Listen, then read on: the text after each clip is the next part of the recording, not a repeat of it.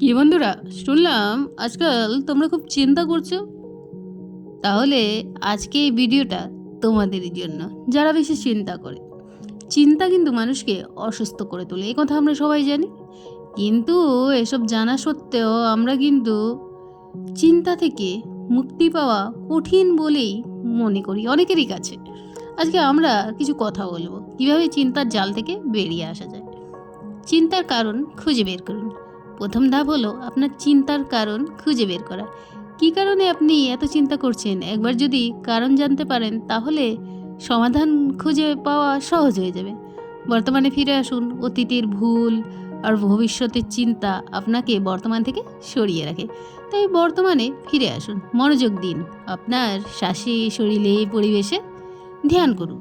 ধ্যান মনকে শান্ত করে এবং চিন্তা থেকে মুক্তি দেয়। দিনে কয়েক মিনিট ধ্যান করার অভ্যাস করুন।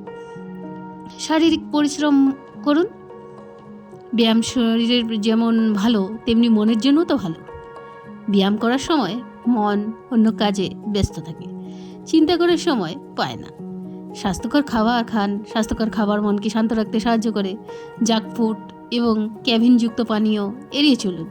সমস্যা সমাধান করার চেষ্টা করুন। যদি কোনো সমস্যা থাকে তাহলে তার সমাধান করার চেষ্টা করুন। সমস্যার সমাধান না হলে চেষ্টা করার ফলে আপনি নিজেকে শক্তিশালী মনে করবেন।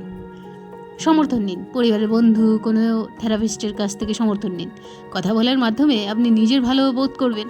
মনে রাখবেন, চিন্তা করা স্বাভাবিক, কিন্তু এই চিন্তাকে বেশি জায়গা দেবেন না। নিজেকে ভালোবাসুন, নিজেকে যত্ন নিন এবং সুখী থাকুন। যেদিন আপনি নিজেকে ভালোবাসতে পারবেন না, সেদিন থেকে আপনার জীবন বদলে যাবে। আপনার মনে যদি কোনো প্রশ্ন থাকে তাহলে দ্বিধা করবেন না, জিজ্ঞাসা করুন। আশা করি এই কথাগুলি আপনার জন্য উপকারী হবে। ধন্যবাদ।